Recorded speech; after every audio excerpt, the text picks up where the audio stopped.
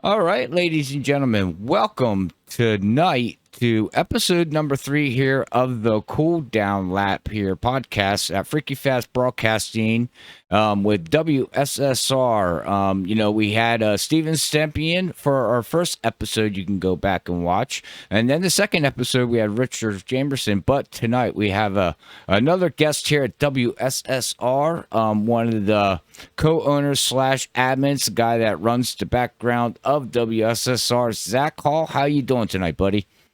Hey, doing good, Robert. Man, I'm excited to do this. A lot of stuff goes in the background of the league and just in general iRacing and everything. So I think we'll have a fun little conversation about what has gone on through my time being here. Oh, I'm telling you, time being here. Yeah, well, this episode could be very, very long. We can sit and talk for about, God, 2, 3, 4 hours of the years that we've known each other and the ups and downs we had in league racing and things like that. But, let's get into a little bit. You are, like I said, you are the league admin slash owner admin, whatever your title is at WSSR. But before we get into all the league stuff and talking about all that stuff, give us a little bit of feedback about you. I know a lot of people know you as, Zach Hall at Freaky Fast Broadcasting. You're up in the booth. You commentate with Sam. People know you as the background. They never see your face actually too much, behind the scenes of everything that you do. But give us a little bit of feedback about yourself. Whatever you would like about NASCAR, what got you into iRacing, or racing in general, because I know you follow not just NASCAR, Zach. You follow a lot of racing like motocross, F1. I could go on and on, but yeah, give us a little feedback, bud.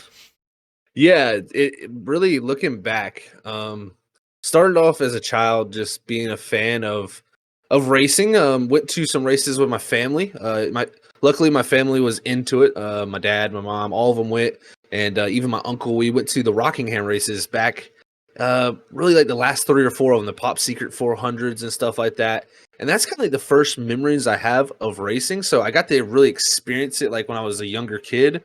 And I don't even know. I mean, you can see in the background, I got the Jeff Gordon picture in the background.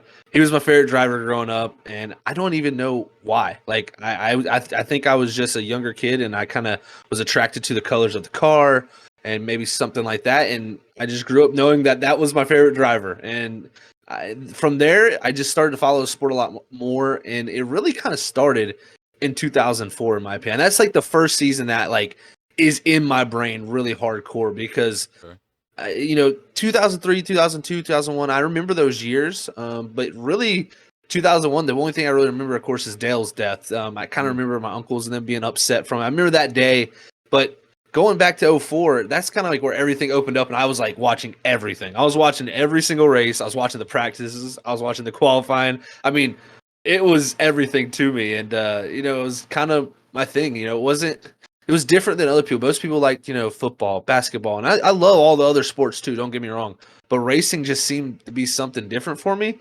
And it's funny because I didn't really get to experience Jeff Gordon's like prime years, when he won all those championships and was winning almost every week in and week out. So it was kind of cool, I think, for me to start following at that point and watching his career when Jimmy Johnson came up and stunk up the show for him and kind of changed some things up. But yeah, it all started there.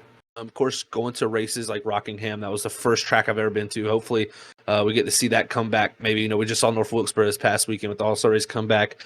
I hope maybe that track will come back because that's got a lot of memories for me. I always remember going there, watching those races. Remember the Casey Kane, photo finish with Matt Kenseth there. I remember Bill Elliott went in there one time.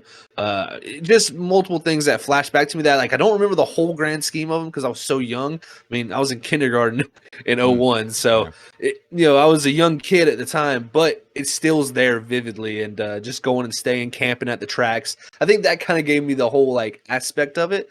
And then I just followed there from there on out after 2004, like every single race. I'm watching every race, every practice, every qualifying, picking up things, learning things from watching those events. I mean, I feel like they did such a good job back then with the broadcast and stuff of getting across what was going on with the drivers and really like seeing the natures of the tracks. The series was in a interesting spot. It was changing with the point standings and the formats they were all going through, the races, some of the races they were going to. So it was like I think in my opinion, is probably like the prime hype of NASCAR. Like, the 90s built up everything. The 90s was so good that I think the 2000s were like kind of that melting point of where everything kind of came together. And now I think they're trying to bring it back, of course. But I definitely enjoyed those years. That's really what got me into racing in general. And then it's really been recently, I'd say the past 6 to 7 years of my life where I've kind of branched out and found other motorsports out there, such as Formula One. I remember watching 2014. That was the first year I started watching that. The hybrid era came in. I remember because it was the first time they had turbos, and I was like, "Oh, this is interesting. I'm gonna watch this."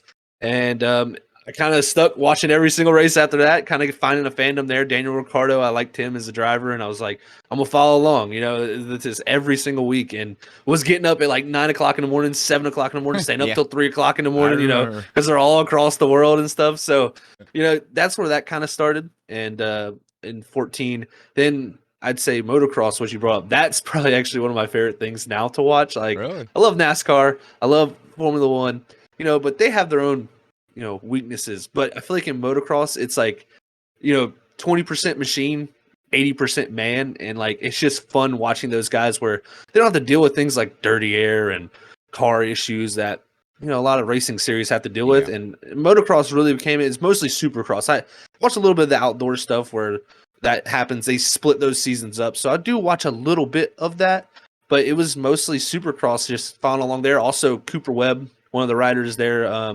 he's actually from my town and from Newport, North Carolina, and he's actually the champion of 2019 and 2021. So it was kind of 2019 I started following along with that because Cooper was getting big into the 450s, which is the top division of Supercross. So I was kind of getting into it and kind of have a connection with him because my dad is like pretty much been surfing since the past 30, 40 years of his life. Like my dad's a very, very talented surfer, and his father is a surfboard shaper. And he shaped my dad's surfboards for him. So I knew him. I watched him when he was a little kid out there riding out back behind the Action Surf Shop. I remember it with all the little jumps and stuff, hitting him. And I'm like, dude, this kid's crazy good at this. And now he's a Supercross champion. So like, it's cool to see how that all came together. So that kind of pushed me into it. But now every single Saturday after the race is over, all of us guys are sitting there. I got even a bunch of the guys, I race with into it because it's just that crazy of racing. Like you never know what's going to happen. I mean, if you haven't watched Supercross out there, ladies and gentlemen, please just give it a shot. It is something that is a spectacle not only, but just also just such a raw form of racing, and it just really makes everything that much more fun to watch. So that's kind of like my motorsports background. I do watch other stuff, of course. There's all types of racing. I mean, they horse race, they do all types of things, but mostly stick to motors and stuff like that. So it's been a fun run because I think, it's crazy to say it, NASCAR brought me into all of this. I got to thank NASCAR for that, really, because without them, I probably would have, I do watch basketball, football, and like the other sports, but I probably would have been more of a bigger fan of those types of things, but definitely it was motorsports all about it for me. I mean, if you check my Twitter bio, it says motorsports enthusiast because that's what I'm enthused by is just watching racing, man. Can we say dictionary too? Yeah. That was actually one thing my family said as a young kid. Like my dad and they would always joke with my uncle, and then he's like, "This kid's encyclopedia of racing," because they'd be like, "What car is that? What number is it?" I could tell you any driver. I mean, if it was a back marker, I could tell you who it was. I mean, I remember you get those. They're like, wish I still have one. I probably do somewhere, but like I remember the Coke 600 in 2005. I went to. They had like this little flyer, and it's like a whole book full, like the whole history of all the cars and stuff. And my uncle used to go through and say, "Who drove that number car?" And I could like spout it off. I mean, at that point in my life, I was much better with it, but now I know more about the details of racing, not just the people in racing and stuff like that. So yeah, man, that's one thing I do. I think pride myself a little bit is knowing the history of the sport too. Well, as you get older, you learn, you just knowledge and you learn things in life and everything like that. I mean, that's interesting. What really caught me in that conversation though, Zach, and we'll talk in the future here, doing this podcast. But what caught me in that information that you just released is about your dad with the Yeah. surfboards. That, Mhm. believe it or not, I've known you for 6 years now, 7 years. I didn't know this. I didn't know that. Yeah. You've Yeah. never talked about it.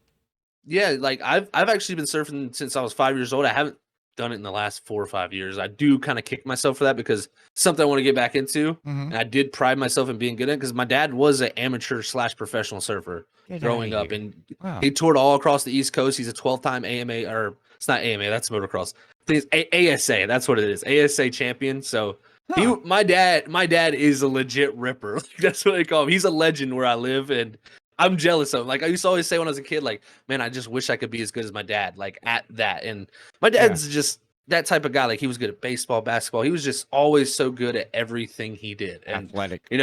yeah, very athletic style guy. And man, the surfing was something that he really loved. I mean, if he could still do it now, he would be out there almost every single day. Unfortunately, he can't at the moment. So, Yeah. but that is something that I want to try to pass on to even my kids. Take them out there because this is so different from racing, but surfing is something so spiritual and peaceful. It's one of the most amazing things ever to ride a natural wave. Like it's hard to explain to people that have never done it. And I want to take people, even some of my friends, I'm like, you got to come down here, man. I'm going to take a surfing because I got boards still. I still have all the boards and stuff. So I can take people out there.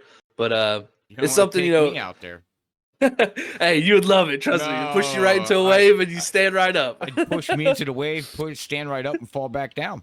Is what I would do. And that's the best part. When you fall, it doesn't even hurt that bad. Well, that's true. That's shallow. true. You got a point there. You hit the water, and it can be rough. I'm not saying that, but it can be, but it's not too bad. Yeah, you're not hitting concrete at least. Yeah, that you know of, unless you're hitting a fish or a shark underneath you. But I've tried to do what do they call that?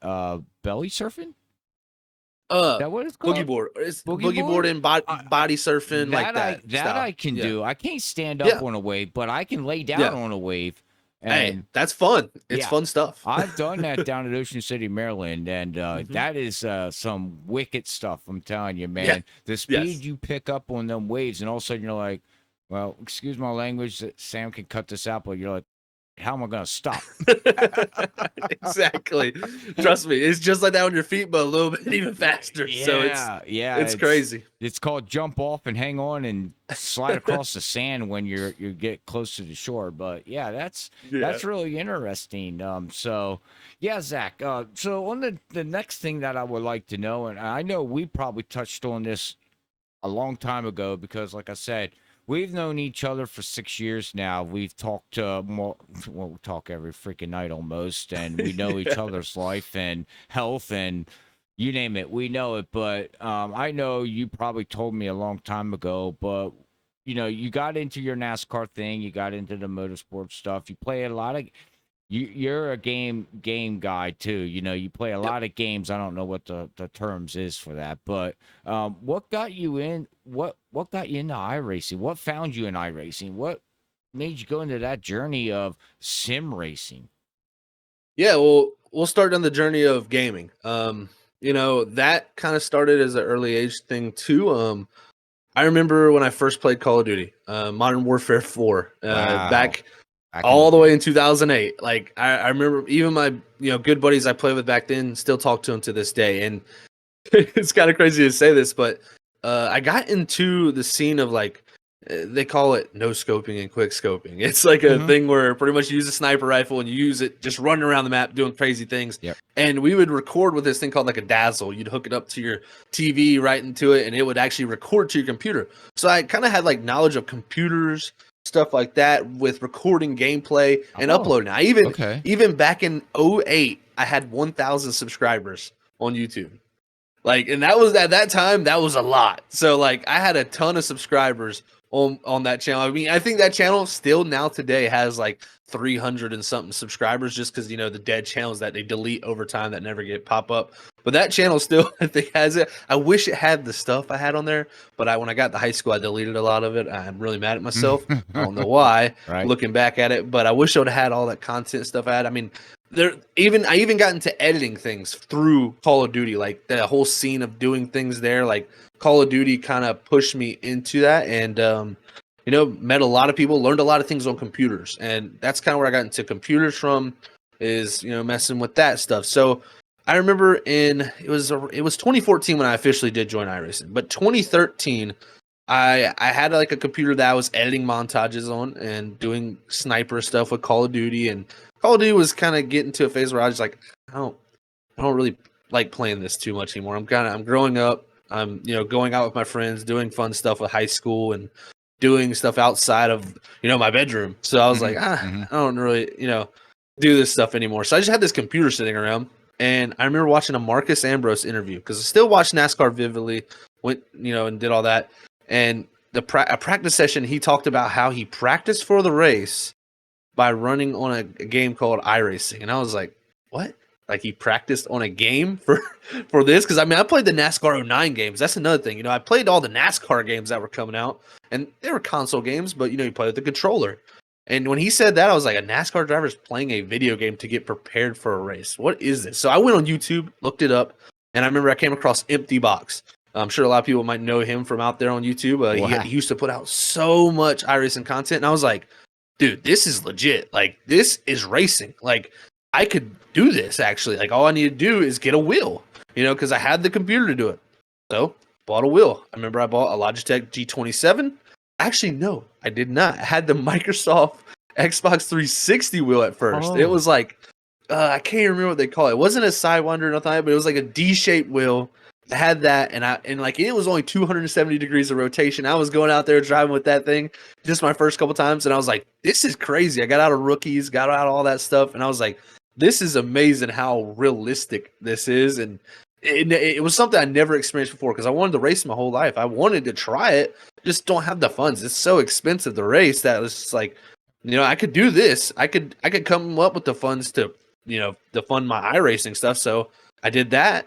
Then after a couple months of doing it, I was like, I need to get a new wheel. Like this wheel is not good enough. This stuff's realistic. It's worth it to spend the money. So I bought a G27. Okay. And from there, it all grew, man. I mean, I just kept on playing. I didn't really do many official races. I was actually like, even today, this is weird to say, as a person who races a ton myself, I still get nervous in official races just because I don't know my competition. Yeah. And I like knowing people and how they race so I can race them a certain way. And when I did official races, I was just like, oh, I don't want to step on nobody's toes and wreck anybody. So I did it here and there. And it's funny because that's actually how me and you met, is through an official race. I still remember it to this day at Texas Motor Speedway in a truck series truck. And we both started from the back of the field, and we slowly just respectfully worked our way through the field. And you messaged me after that, and that was kind of the end of the story. I didn't even, that's the thing, is before, we'll talk about Racing Freaks, I'm sure, which was the first league I ever got into and you ran. But before that, I never really raced iRacing that much. I was just doing it here and there occasionally, and then it was like full blown in once I found out about leagues. So it's crazy how it all spiraled now to where it is. So It's crazy to think one event can do that. Well, yeah, ain't that funny how that is? But yeah, to roll into then that, like you said, that's how we met, and it's just so funny. And I asked you to join the league, and back then it was called Racing Freaks, and Yes, sir. we built off of that and started out with like 6 guys. I don't know if you remember, we had, I think, like 5 to 6 guys show up for our first race. Yeah, it was crazy, and it snowballed from there. It grew, and I was extremely shocked, and things just rolled over there. But yeah, rolling into that, then eventually we just became friends, and that's how we winded up finding Brian Johnson, Cedric Hunter. And well, the list goes multiple on. Others. Right. Yeah. I mean, I could sit here for an hour just naming off people that we have met, known, or still race against, or broadcast with out there racing. But then that leads into, Racing Freaks shutting down. Well, it shut down, but a lot of it turned into that I started getting upset because I got tired of getting my butt kicked from you guys. And I was like, if I can't beat them, I might as well find something else to do. And that led into Ricky Fest. Yep. which Bob Skinner, if he watches this, thank you for coming up with the name. He's the one that came up with Freaky Fast Broadcasting. Make sure that's two E's, not EA, two E's. But yeah, he came up with the name, and that's going to be my next question. Do you remember me coming to you saying I wanted to start doing this for the league because people wanted the league broadcasted, and we're like, well, we don't have the funds for that. Like, everything costs a lot of money back then compared to today. Anyways, it was cheaper. But one thing led to another. I started broadcasting stuff, and then we had one league contact us, and we into that blah blah blah blah. And before we know it, we are broadcasting. And I remember the first league that ever contacted us. I think it was Elite Sim Racing that contacted us, Yep. and I asked you to broadcast. What made you go into that next step, Zach, to go from being a layback driver, not racing much, to being league racing / helping admin? Because at that time, it's been a couple months and you were rolling into more duties of that kind of stuff. And I came to you and asked you, I need your help. And you willingly said, yeah, I'll help you. What made you want to go into that journey then, to step into that foot? Because I know you didn't know much as I knew about broadcasting at that time. Oh no, we did not know we were getting ourselves in. That's Yeah, for yeah, sure. And yeah, we went feet first in for yeah, sure. yeah, we So did. it was wild. I remember when you asked me about it, and I always felt like I was like a historian of the sport. I knew racing. I knew so much well that I felt like I could do enough, and it seemed fun too because it was like more laid back. It wasn't Hmm. so. Back then I felt like every broadcast was just kind of like a chill little. We're just hanging out talking while they're racing. It wasn't where it's so now today. It's so manufactured and so prepared and professional now that we have to get like we do, which is awesome. But back then it was kind of why not? Let's just try Right. it. This will be fun. I think I could do a decent job with it. And at the time, go back and listen to them. Oh man, they, they were funny. Let's say the least. I thought I could come in and be a superstar immediately, but it takes some time, just like racing does, to get good at talking. So, Yeah. and even I'd say like my thing is like I had like a even growing up through school, I was a smart kid. I always like, in my junior year, I was top 10 in my class. I always had good grades. I was always really, really good at stuff. But I did have like a public speaking like thing, like where I, go read a paper in front of class. I was like, I'd get nervous, man. It was not my thing. That's for sure. And I gotta say, I think broadcasting has helped a lot of that. Like when I first started that, I was still somewhat nervous of just going and talking on a mic live to people across something. Like it was Me like too. weird.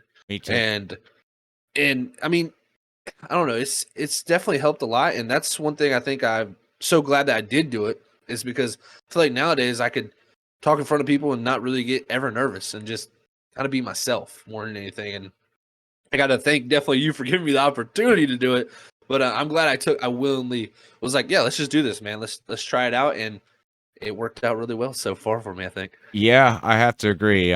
We did leaps and bounds from what we learned from broadcasting, just from going in from racing to broadcasting, league owners, admins, whatever you want to call us, to jumping into the ship and doing broadcasting has taught me a lot too in life. And I was the type. Yeah, I believe this is not. It don't sound funny, but I'm a shy guy until you Same. make me mad. Then I'm not a shy guy. Yeah. And when I have to talk on the behind a mic, I stumble my words, and I still today stumble my words and mess up and things like that. But it has taught me to sit back more or less in my brain and think, you know what? Either you're going to like it or you're not. I'm not going to keep everybody happy, and I'm not going to Yep. try to keep everybody happy. Either you like our content or you don't. End of story. I don't need to sweat over it, and I used to sweat over it a lot, worrying about people like that. So, that's a little bit about me. But yeah, so that led into, the league shut down. We had the broadcasting stuff going on. And now we're going to get into what you do now, WSSR. It came Yeah. back, it left for a little bit for a year, but now it came back stronger than ever before. But give us the rundown on what made you start another league, more or less. I mean, because you were a part of Racing Freaks, we built Mhm. that into 30 plus drivers every Saturday night. We had a big show going on and had it, and we gave the league away.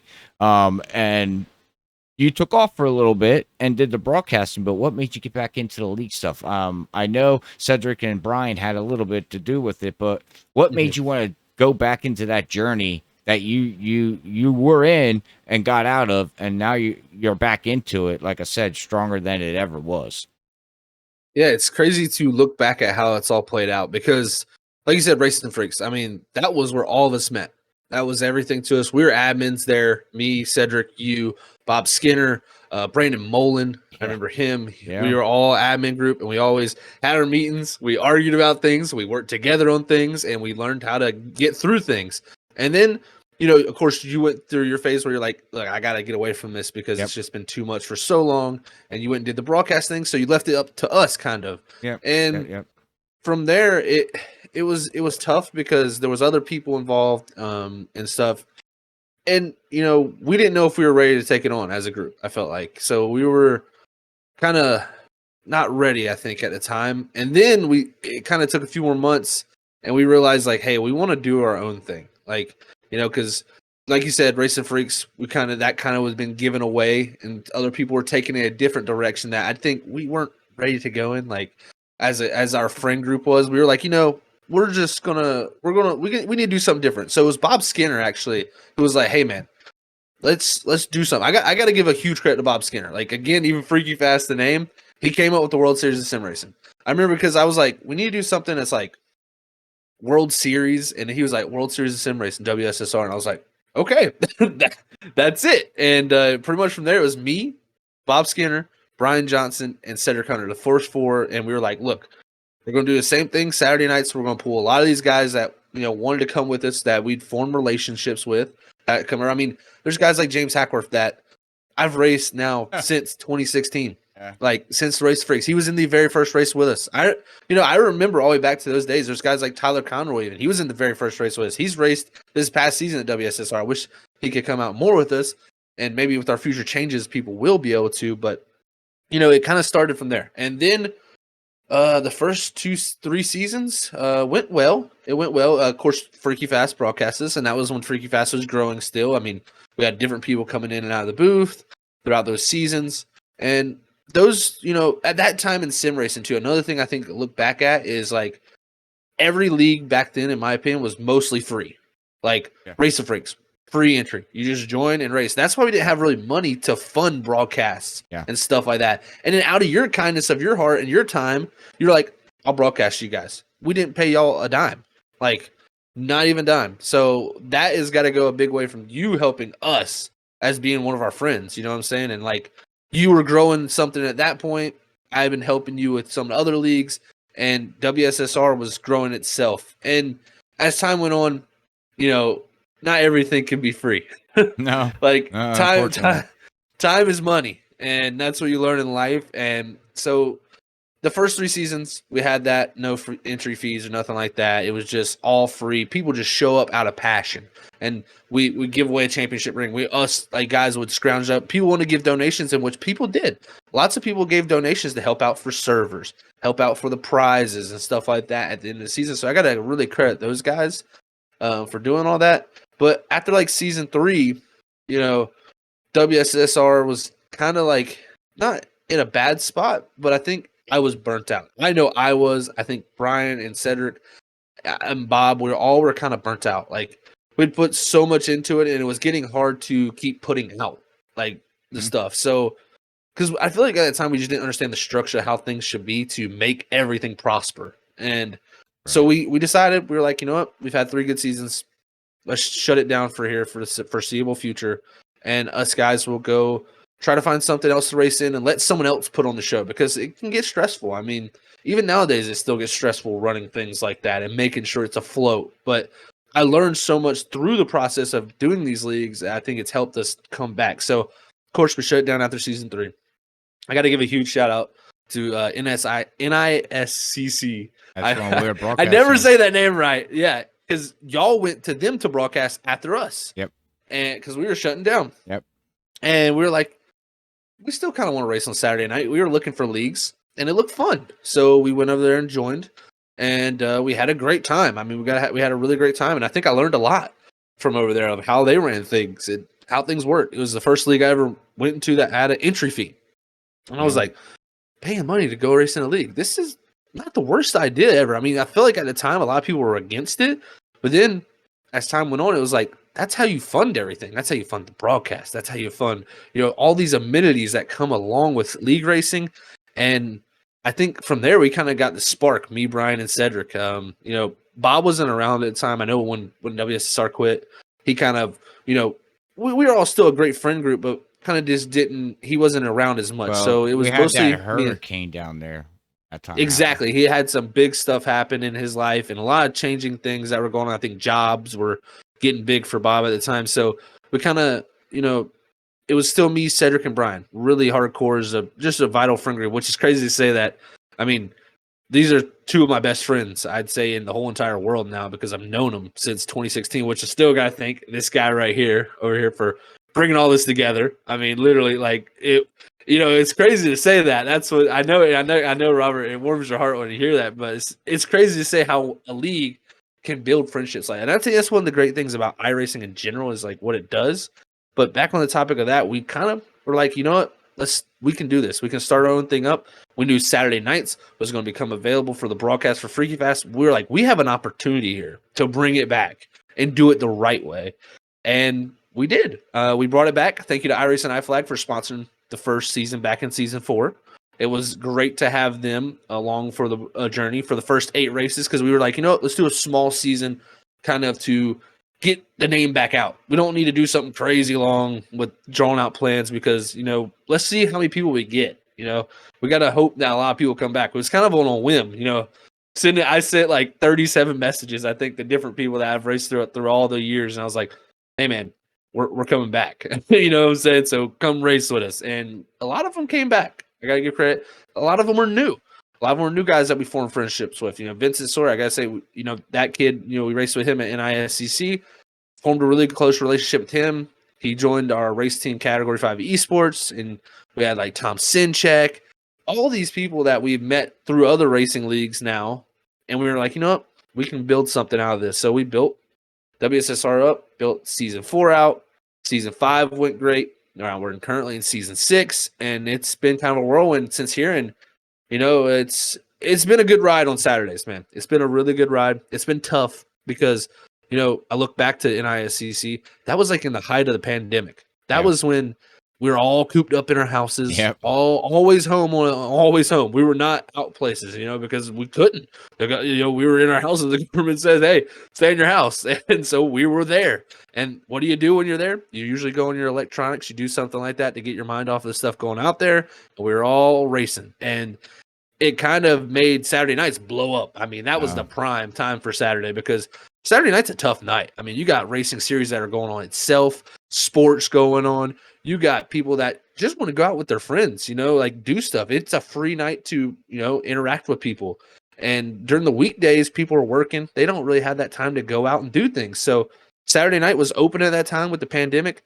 But slowly as time has went on, just talking with the admin group, it's been tough to get, the viewership that we want. Because we strive for being the top dog. Like, that's what we want to be. We want to be that league that people come out and watch.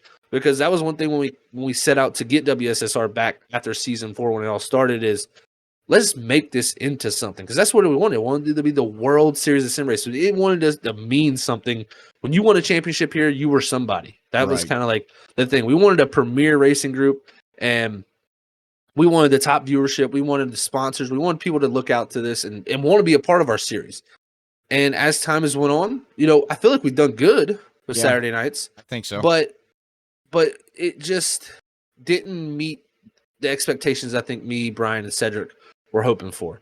I know I push for it hard. I'm a stickler when it comes to that stuff. I'm like, hey guys, we gotta change something up. We gotta do something to make this right. And I just gotta give credit to them for always being willing to change. Because I mean, I could have had an admin group and co-owners that were saying, "Nah, dude, we're not changing this. This is how it's going to be, and you're crazy for wanting to change this stuff." But they were so open to things, and we kind of have ran through the past 3 seasons, and we're just like, it's not what we want for at least for our sponsors, for Freaky Fast, all of that. We want everything to be grand, and right now it's good, but I see other leagues that can do bigger stuff than us, and I want to do just as good as them. I think that's the competitor in me comes out. That's where the racing comes out. Is you always want to be better. You got to better yourself, in my opinion. So that's something we're looking to do, and we've came out with the announcement here the past few weeks that we're moving the Wednesday nights. And it was never for sure a Wednesday night. It was a long discussion. It seemed like that was going to be the best night available to us. Other guys got stuff going on other nights. It was open for us to stick with you guys, and it just felt like the right decision to make. And I'm super excited for us. I cannot tell you how excited I am for the next season. I know I got a season going on right now that I need to worry about a championship, but it's still like I'm just so excited to see what we can form, because we got so many cool people that are coming from leagues that I've raced with and people I've met and people that other people have met and friend groups of people coming over that I think it's going to be a perfect conglomerate. And that's what we want WSSR to be, is like, we want 40 car fields. We don't, we averaged, I'd say over the past 3 seasons, 20, 25 cars, which, hey, good on us. Good that's on all Saturday right. night. Yeah, exactly. And people take that. But we want 40. We want people that like, man, I need to sign up for this race right now, or I'm not going to get into it. I mean, we want to even maybe the point where you have to qualify in. Like I want that much. Yeah. Yeah, exactly. Like we want that. Feeling of, man, this is like a premier league, series and league, and we want to be a part of it. It's something that I think that really it keeps me up at night thinking is how we can always better ourselves. And I think with the changes we're going to make, it's going to be huge, man. I'm telling you, it's exciting. It's exciting for sure, and also nerve-wracking at the same time, because I don't want to mess anything up. I know that the one thing I do feel bad about us changing, of course, is the people that can't come with us. And I got to thank every single one of them. If y'all guys are listening to this, and we're going to have meetings throughout the weeks here to hear those guys' thoughts and processes too. But I feel for them, because I know there's a few guys that with work, they're not going to be able to go on Wednesdays. They do stuff where they travel during the week. And that kind of breaks my heart a little bit. But at the same time, we got to look out for the league. And for the future of the league, we felt like this was the best process to move to Wednesday nights, change the car even we're racing, and just put a better product out on track, because we have companies with us. I mean, we're blessed to have companies like TrophySmack.com. I got the Wall Smack right behind me back there. I mean, literally, we got companies like that. We got Roasted Gems Coffee with us. And Roasted Gems has supported us so much with, joining us at season 5. And now we had Trophy Smack join us this year. So we got 2 amazing sponsors that care about us and care about racing. And it's something I want to give them something bigger to promote their product. They're putting their necks out on the line for us. So we need to do our best to promote them. So it's our best interest to just, change it. It's just got to be a made change. We've rode with it as long as possible. I mean, even there was talks last season, this possible season 6, it almost moved the night. There were literally, before we started season 6, we were like, look, we might need to change the nights, and we might need to make this change happen. And we're like, we'll roll with it for one more season. We'll roll with it for one more season, how it goes, see how the structuring goes, see if we can make people interested in a Saturday night. And which it still has done good. I mean, like I said, we average 20, 25 cars on a weekly basis, but we want more. Like, that's just, you're always going to want more. And that's what we want. We want to make the premier series out there and have people, knocking on our door to come in and race with us. Oh, that's a great goal there, Zach. And I'm sure like it sucks. I mean, but you got to do what you got to do. I mean, sometimes Brian always said, and I remember it years ago, sometimes good things come to an end. Not saying WSSR's coming to an end, but the Saturday night's coming to an end. Start another chapter of WSSR. Is what I mean by that saying. So I do remember that from him. But getting into your season that you have. You're finishing season 6. You sure you want to talk about this? Do you want to skip yeah. this subject, or do you? No, I'm ready. Okay. I'm ready All for right. this. Well, you need to. Everybody needs to go back that watches this. If you missed the previous couple races, Yeah. Zach Phillipson, man, what's going on, buddy? The past 2 weeks just hasn't turned out the way you wanted it to. Now, Mhm. I'm talking about this Saturday night. You're doing Yeah. great on Tuesday night. You're running for 2 championships here with Full Yeah. Send Racing, which you can check out the podcast on Yes. theirs too, and the broadcasting side of things. But I know we're going to go in 2 different directions here. Let's first talk about Tuesday night, how you feel about that coming up in the Mhm. trucks, race for a championship, and then let us know what in the double hockey sticks is going on Saturday nights, because my brain is totally melted going, I don't know what to say or do anymore for this guy. He is just totally melting down. Yes, that's a good way to describe it. Tuesday nights, amazing. I love that league. I like have not had one night where I go there and I'm dissatisfied by the racing. I gotta commend Travis Dart, King Campbell, John Dart, all the guys that put it on over there. I've learned a lot for even our league. I feel like from just being a part of their league. It's been a pleasure to be a part of more than anything. I'm glad that they allowed me to join mid-season the season before. I mean, I don't know how many people they let do that. I don't really see that happen many times over there. They kind of get it in and they shut the doors from there. But man, I'm telling you, it's been a pleasure. I really, when I first joined them, I watched their Xfinity series and I was like, I want to drive the Xfinity car because I just want to drive something different than this next gen Cup Series car, which we'll get into that subject here after that with the Saturday night stuff. But I wanted to get away from that, give me something else. And I've seen other guys go race at other leagues, and it motivates you. If you go do well in another league, it gives you confidence. It gives you stuff to propel yourself into, my Saturday nights. And I felt like I needed something out there because I would show up and race on Saturday nights, and that's all I did for racing. I broadcasted the other nights. I didn't get on the sim. I haven't done an official race in 2 years. Well, I've done road races, of course, with like endurance races and stuff, Yeah. but I've never done like an oval race in 2 years. I mean, I just don't do it. And I felt like maybe the seat time, I was going through a little bit of hiatus. I mean, I look back to Racing Freaks. This is kind of going way back, but I have 60, 70 like 60 wins in that league. And I was a dominant force in that league. I didn't win championships. I was always a guy that was known to win a bunch of races, not win the championship. Won one over there, luckily. That's the only championship I've ever won in league racing. Luckily, I got one at least. Yeah. But I won tons of races. I got all the records for races, wins, top 5s, top 10s. I got all those records to go along with my stature. And like that was a great feeling. And, going into Saturday night at WSSR, I didn't win a race other than one Daytona race for the first 3 seasons. Like, I didn't win a race in season 4 either. So it was 4 seasons of one race won. And it was a Daytona plate race. And I always said, that's not a win. That's the super speedway. I got lucky. I just was in the right place at the right time. So I really wanted to better myself for that, get more seat time. So I took the risk, went to Tuesday night, raced their Xfinity series, won a couple races. And I felt like that spark of winning a few races again kind of sparked me into a better position in Saturday nights. Even like I started to win races again on Saturday nights, and I was like, nothing's changed. I don't think the driver's changed. I just think the confidence changed and just that mentality of winning changed. And to say the least about this current season on Tuesday nights, it's been a dream come true. I mean, we were switching to the trucks. I'm not a big fan of the trucks. I was always like, I hate these things. Slow horsepower. I'm a big guy on throttle control. I drive with my right foot. I'm better with my foot than my hands, in my opinion. And, I feel like everything else was so much hand based, like, being good and precise with your wheel instead of precise with your right foot, that I was like, I want to try something new. And I felt like the trucks were not going to be it. I was like, this switch is going to hurt me from the Xfinity car, where I feel like I performed well. I think I got 2 wins during the half of the season I was kind of there. So I did well.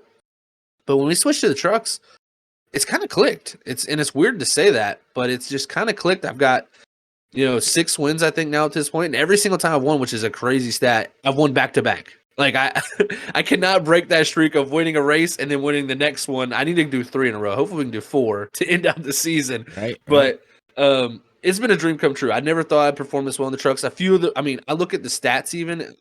I'm like 4th on the board for leading laps. I just seem like I'm good at being in the right place at the right time. And I think also that leaves just a breath of fresh air for me. So it's been nice to race over there. The confidence level's high, especially with how many wins I've got. I don't feel like I'm always the fastest guy. It's not like I go in there, I'm like, oh, it's going to be easy tonight. No, not at all. I know how good those guys are. They are very, very good. And I feel like I just go into those races with no worries. I just kind of go in there and just race. And I can't even think of a night where I came out of there upset. It's just very even kill on those nights. And I think that's been my number one attribute over there. Just even kill, staying nice and calm, cool, collected. And whatever happens, happens. If I win, it's great. If I get second, that's great. If I finish 20th, well, we'll move on the next week. That's kind of been the mentality. And again, just a dream season, going to be in the Final Four. And now I'm just focusing. I've got, tomorrow night in Martinsville. Won there in the Xfinity car last season. And if I can go to Martinsville and win, I think that'll be good confidence. I know my teammate Ken Campbell and Andrew Medlin, both those guys, grade A guys. I'm so glad that I got them on board with Freaky Fast Racing. So that was kind of cool to have the Freaky Fast, in with the team and all that here with this league. It was kind of something was missing on Saturday nights where we don't really do teams as much, which will be hopefully in the future for us. So that was good to have. And he's got a chance to go into the Final Four. So, and I know Martinsville's not his strength. It's not a track that he goes, oh man, I'm ready to go. I think it's one of his most hated tracks. So if I can go there and win and stop a few of those other guys from, locking themselves in with a win, I know there's a few guys that are really heavy hitters outside the top 4 in points that could go and win at Martinsville. So if I can go there and perform well, I can help Ken. And that's my biggest thing. So I need to make sure I'm on top of my game tomorrow night. Hopefully go in there and get some more confidence built up because we do have an off week before Phoenix. And the only thinking about Tuesday nights with that is Phoenix is a tough track of mine. So I do have concerns for that, especially with the truck. I've performed well there with good there in high horsepower situations where there's a lot of throttle control and saving the rear tires. But with this truck, especially practice for the Monday night ISRC guys season finale last season with Nick Crawford, my teammate at Category 5 Esports, and Cedric Hunter both competing in that. Practice with them, and I was not very good at Phoenix, which it was the first time I drove a truck in years. So I've learned a lot through this season with the truck. So I think I'll be better. But I do have concerns heading into Phoenix of will those same weaknesses come out. But I will say I got a lot of tough guys out there to help me practice and get ready for that. That's the one thing I will do is just prep. I mean, that's all you can do is just get a little bit of practice here and there. Don't overdo it, of course. You can overdo it, in my opinion. And just get myself as most well prepped for Tuesday nights. And if I win a championship, that's amazing. If not, I made it to the Final Four. I'll take that as a pat on the back as saying, hey, you had a great season now. Get prepared for the next one in the Xfinity cars. They go back to that. So I plan to be at Tuesday nights for a while coming, and it's been a pleasure to race with those guys. So I'm thoroughly happy with how that season has played out for me, Robert. I will say that. It's been a dream come true. I haven't won 6 races in a series in a very long time. And, I'm trying to, Sim Racer Hub, it used to be called Dan Lisa. They keep all the stats of all the leagues that you run in, and I'm trying to build that stature up because I want to hit 100 wins. That is like my number one goal. Before I quit racing on iRacing, I want 100, league racing wins, and I'm up to 79. So we're getting there. 21 more, and we'll be there. If I keep the same rate up, we're doing pretty good because we've been winning multiple per season in each league I run in. So the chances are there, but man, it's tough. These guys get good. I mean, they're just grade A guys out there. You meet new ones every single time that surprise you. Yeah. And it's definitely something that you got to better yourself for. So I'm looking forward to it, but Tuesday nights have been definitely a dream come true this season. Yeah. Well, hopefully, 21 more wins. You would have to average 10 per season by the end of this year. Yeah. I don't know. Unless there's 2 seasons, then you would have to average at least 5 is possible. If there's 2 seasons by the end of the year. You could hit that goal by the end of the year. Are you going to retire then at 100? At some point, I do want to step back a little bit from league racing. I do have that in mind. Okay. I probably won't ever stop, fully doing it. Right. But I will probably take a break for a little bit just to maybe watch and learn a little bit. I know there's a few guys that I've had that took breaks and they came back better. So the goal of 100 is still there. It's definitely in my mind. We'll see when we get there, of course. Yeah, they always say you don't really know until you get there that you want to quit. But I'm still young. I'm 29 years old. I got plenty of time to sim race. I mean, we'll see Yeah. how far it takes me. Yeah, So, and there's nothing wrong with stepping back for a little bit and yeah, taking a break. I had to do it. We all have to do it. And that's not just sim racing or anything. That's just things in general in life. Yeah, yep, sometimes you have to walk away from or take a break from. And yep, if you're young out there and you're listening and you're frustrated, take that advice. Just walk away from it and deal with it the next day. Because yep. sometimes you'll get mad and do things that you don't want to. Anyway, so. Well, you talked about Tuesday night. I see how you stopped that conversation and didn't want to go into the Saturday night thing, but you kept saying about 100 wins. Well, you had two shots at this past last week here to win, Zach, and you were the fastest car on the track, and in a nice way, you blew it, man. I Yeah, don't know how else The- to say it, but you yeah. blew it. It's What's been going on? 3 weeks of despair. Let's just say that. I won the regular season title, which is cool to have. Cool. Yay! Heck All right. yeah, I was the best during the regular season. 11 races. Woo! I was way ahead. I had all these points. The points shrink up when you go into the playoffs, of course. That's And it. Don't they? Yeah. and even like the main competitor I looked at was Vincent Sora. Coming into it, he's won the last 2 seasons, Mm-hmm, mm-hmm. and I knew he was going to miss the first race with prom coming up. So I was like, okay, this opens my door. I need to be perfect from here on out, and I can go win this thing. And it's not went that way. I mean, Kentucky started off. We could ended at like lap 130 or something. Oh man, we'd have been great. We'd Oh have been in real man. good position. I think that's the most laps I've led in a race in years. I led like 120 laps of a 150 lap race. And all I can say with that race is I beat myself. Looking back at it, I know exactly what I did wrong. I know where I went wrong. I caught a few lap cars in this next gen car. You got to be smart when you catch them, and caught a few of them. And I felt like they were slow because they had older tires.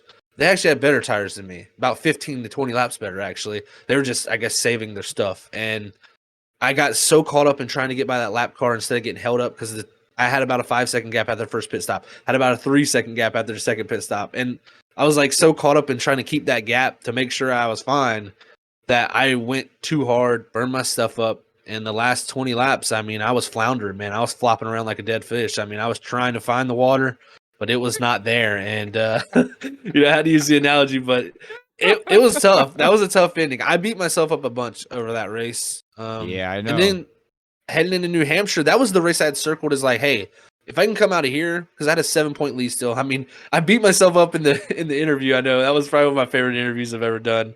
I was so downbeat and talking about how terrible of a driver I am because Yeah. I went from like a 2 point lead to actually a 7 point lead after the race was over just because I led all them laps and Vincent wasn't there and it was like Larry who won the race who was like fourth or fifth coming into the You think points. you got And overconfident? um no, no, No. I think I got in my head. I'm never confident on Saturday nights. That league I'll never be confident in, man. World Series of Sim Racing has always been a thorn in my side of just like I just don't think I'm good enough when I go race there. For some reason, it's just in my head. I race a lot of good guys there. I mean, you look at the likes of the guys I got to beat: Brian Johnson, Larry Yingling, and Vincent Sora. Those three champions. I mean, those guys are tough, man. They are as good as it gets when it comes to the sim, and I think that gets in my head because I know I'm good. I know I'm good. I know how good I am, but mentally, that's like I say a lot of times it's 10% or driving skill and 90% mental because especially with me, I'm very in my head, and I'm working on those things, trying to change them up a little bit for Saturday night, and I think this past week it helped me, but unfortunately I had some bad restarts and just bad lanes. I mean, it just was in the wrong spot at the wrong time. Also didn't help. I got a little bit of contact that kind of really hurt me and pushed me out of the way and pushed me back to like 11th on a late race restart. And I was lucky to get ninth. So, I mean, New Hampshire was the track I had circled. Was like, hey, this is the track I just don't need to give up a ton of points. I can have a good night and we'll go great. I was running second all night long. It was perfect. I was like, this is exactly what I need because I know Iowa, Atlanta, and Homestead. Those three tracks are like some of my best tracks. I was like, if I go with the 6 to 5 point lead there, I feel very confident.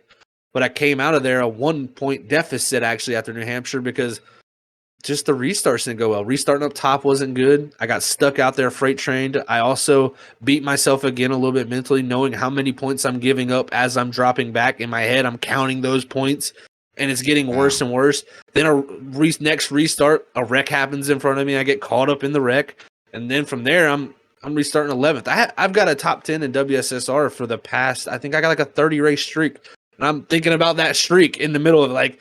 I'm not even going to finish in the top 10. Yeah. I got 9th, luckily, which was, I feel like, a good rebound to get 2 more spots back up on that last restart with the green-white checkered. But still, I mean, I came out of there with a 1-point deficit. So I went to Iowa saying, hey, let's limit mistakes going here to have a good night. And it was going great. I felt like the strategy we played was really good, saving that set of tires early. I saw how fast I was on 60 to 70 lap old tires. I mean, I was matching the leader's speed who had 30 lap fresher tires than me. I was starting to pass guys that just put on fresh sets of tires, 30 laps ago. I'm starting to blow back by them. I had guys that were on old tires behind me 5 seconds. The guy who won the race, Brian, was 5 seconds behind me on older tire, the same tires as me. And I was like, this is going to be a good night. I'd figured out something because that car was so evil this past Saturday that I was like, I'd figured out a way to drive it that kind of made it where it wasn't as bad for me on the long runs. I just didn't have the short run speed. And fortunately, with all those cautions, you don't have short run speed. It kind of comes back to bite you, man. And that was one thing that hurt me real bad is that short run speed. It just didn't play out well for me last night. Or 2 nights ago, I should say. It just didn't work out well. Didn't have short run speed. I feel like if we could have had about a 30, 40 lap run at the end, especially being fourth or third, second there, I could have been right in the mix to possibly win it. I don't know about if I'd have won it. Brian was so far ahead that it's just so good to be out in front in that car. That car is amazing out front and terrible behind somebody. So it kind of puts you into a predicament where you're having a tough time. So it's, it sucks. I'm 5 points back now. I mean, I came in here with a 7-point gap after the first race. Now I'm 5 back, and it's Larry Yingling and Brian Johnson ahead of me, 2 past champions. That's kind of demoralizing a little bit, knowing who they are and how well they do. And Larry's just a robot. I mean, it turns to playoffs, and this guy's now all of a sudden he's just back to Larry Yingling. I mean, I remember months ago I'd practice with him, and the guy wouldn't, give me nothing. I mean, I was teaching him. Now I'm learning stuff from him again. So he's turned it up a notch. I just got to perform well, and I didn't qualify good. I think that hurt me more than anything. Qualifying bad at Iowa really hurt to start that far back. But, got Atlanta and Homestead. I still believe they were 7 points behind me after Kentucky. Why can't I gain 5 points in these next 2 races to be right back in there after Homestead ends? So, I haven't gave up on it. All 5 points is nothing. All it takes is one mistake for them guys, and they're way out of it. I mean, you see somebody like Cedric Hunter. He had one night where he speeds on pit road, and he's pretty much out of the thing. So I'm thoroughly excited to see how it plays out. I mean, if I don't win the championship, I know I had a good season. I got 2 wins. I probably should have won about 4 or 5 just with how I perform sometimes. I mean, I look back to Texas with that wreck on the last corner coming out of the last corner. I mean, hey, it's tough. It's demons that I got to get over, but I know in the future with the Gen 4 Cup car, I know how good I am in that thing. That takes me back to my roots, and I'm excited for that. But we just got to finish out these next 2, and you never know. If I'm able to hoist the championship, I'm happy. But if someone else does it, they were the best, and that's what I got to give them credit. They did the best in the time when you have to be the best, and I just wasn't able to do it. And we'll see. I mean, like I said, I still got a shot, but you never know with these things, man. One race swing can just change everything, but I just gotta get through this low slump right here and get back to the front. That's where I need to be. Consistency wins these things. So start off in Atlanta this Saturday, and I really think that's going to be the one that if I can go out there and win, I can change my whole picture. Well, I think so too. I've known you, like I said, long enough that I think Atlanta's your track. And you're going to the 08 old configure. It's not the new Atlanta that you guys are running. You're running the old Atlanta where you're going to be hot Atlanta, slipping and sliding. I don't know how these new cars run there on the old surface, but I'm sure it's probably going to be slipping and sliding. I don't think you're going to have a lot of grip there. Maybe you can. Is there a lot of grip? No, there's not. No. It's very much slipping and sliding. It's going to be interesting what the balance does. Does it switch to the fronts being the worst part of the rears? I'm hoping it's rears. it seems like the races that we've had rear limited issues where the car starts to step out, I've been a little bit better in than the races where the front end doesn't really connect. And I'm hoping for that more than anything because it'll make the racing better too. If the rear end's stepping out, you're going to be able to follow people actually because sometimes it makes it better actually following. Just starting to lose the nose while you lose the rear can balance the car out actually. So Yeah. we'll see.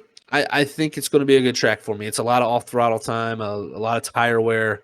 It's been there up there, and even Homestead I feel like it's been one of those tracks that lately I've found a little bit of a groove in. So 2 tracks that have high tire wear, low grip.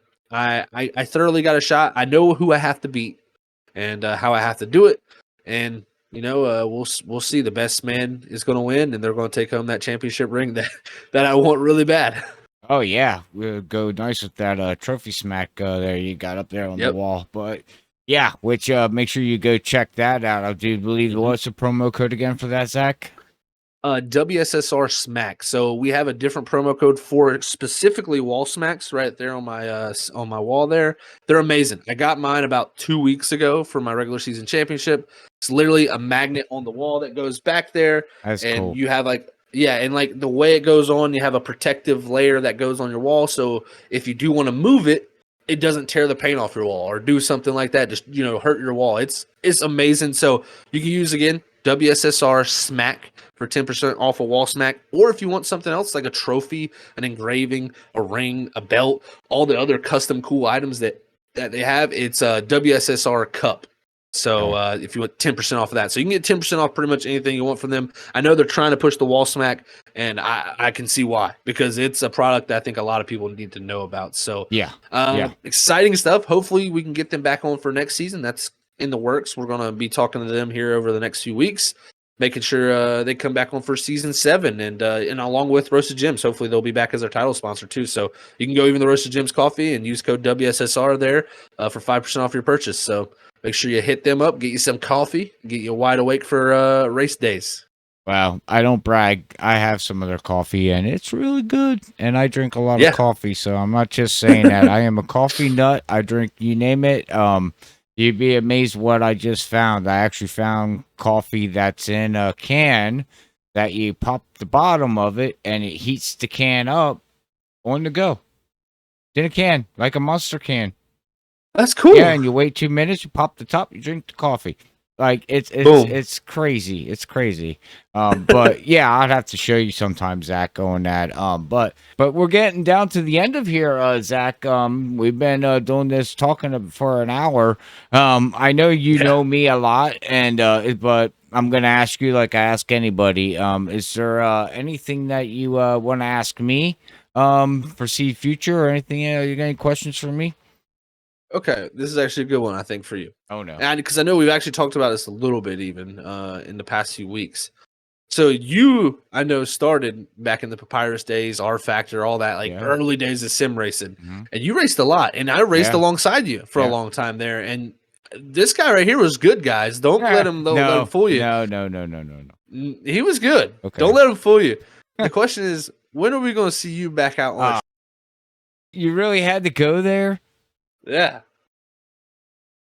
We're going to get in the dust the wheel off, guys. Come on. Hashtag bring Robert back to the track. The question is when do I have the time? Yeah. That is the question. I'm booked 7 nights a week, basically. To even go out racing. But honestly, it's been in the back of my mind, Zach. I've been thinking about pulling the dust. I talked to the wife about it. I honestly, for the Seed Future, I know I got a lot of people in my butts about this. I'd say probably in the next couple months, honestly. You're probably going to see me out there running around. I was actually thinking about pulling the wheel out, getting set up here until we don't go with all the leagues that we do till July. Yep.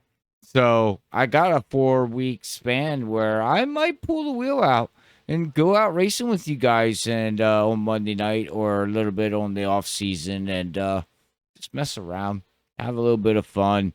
So maybe in the next couple of weeks to answer your questions. I wouldn't be surprised. Well, I'll tell you what, we got recruitment races coming up on Wednesdays here. Every Wednesday, want me out we're having there. a race. Every Wednesday, there's going to be a race here, and on the hosted session, WSSR is going to be hosting for the next 6 to 7 weeks till we get back going. You're always welcome, my friend. I'm ready for you to come back out there and show us the consistency of Robert Moyer Jr. No, what? No, wait. I haven't touched the wheel or raced in this game in 3.5 years, almost 4 years. There ain't no consistency anymore, buddy. It take you just said it. It takes a while to get used to something, and it's consistent that you have to do over and over and over and over and over. Well, trust me, I haven't done it over and over. I'm gonna get on the wheel track and go, yeah, this car sucks. Trust me, I know how that feels too. I mean, like, now I remember why I went and did broadcasting. I don't want to do this stuff anymore. But yeah, so anyways, yeah, that's to answer your question there. But well, Zach, is there anything else you want to let the fans know out there before we get to end this tonight here about your talking, about the league and get to know you? I do much appreciate you taking your night here tonight to do the podcast to talk a little bit about yourself, your racing, and the league. Yeah, first off, I just want to thank everybody who's listened to this. It's been a pleasure to be on it and even talk to some of the drivers that have been on it before here throughout the other leagues. So thank you all for being a supporter of Freaky Fast more than anything. They support me a ton. I know I'm part of the group here that helps formulate all this, and we really appreciate all y'all's love.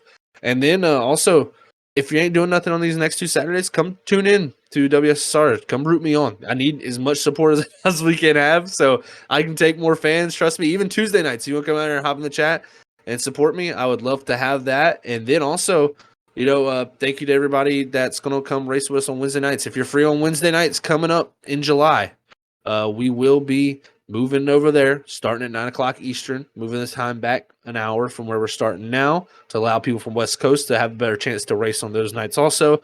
And also we'll be moving to the hot commodity, I feel like, on iRacing, that Gen 4 Cup car. So if you're interested on it, check out the hosted races. We got literally races scheduled, 4 weeks of races that will be hosting every single Wednesday night, and you can come out there if you join. And this is what's going to be cool. This is an announcement.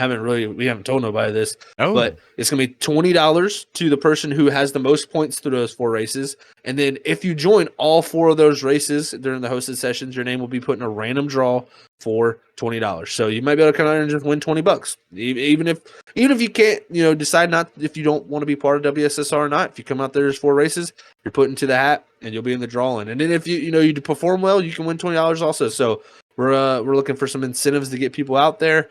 And then our season 7 we start in July, and we're going to have lots of big things coming for that, because we got some big changes I think coming that I'm excited that I don't think anybody's ever done. And all I say is stay tuned to the future, folks, because there is things that I got to give credit to Brian and Cedric. Thank them also that the brain group we got over there is really, really good. Those 2 dudes are really good friends of mine. I know sometimes I hate them, but also love those guys too. We're like brothers, so you got to fight a little bit and you got to love a little bit too. So it's definitely wouldn't have been possible without them, all of this. And also thank Robert too for always being here supporting us, so it's been a pleasure up to this point, but season 7, it's going to be better than ever, and it's going to continue to get better from here. And hopefully we're talking about 15 seasons down the road here for a couple years from now. So it's more than anything, if you want a Wednesday night, come join us, and we would love to have people out there to race with us and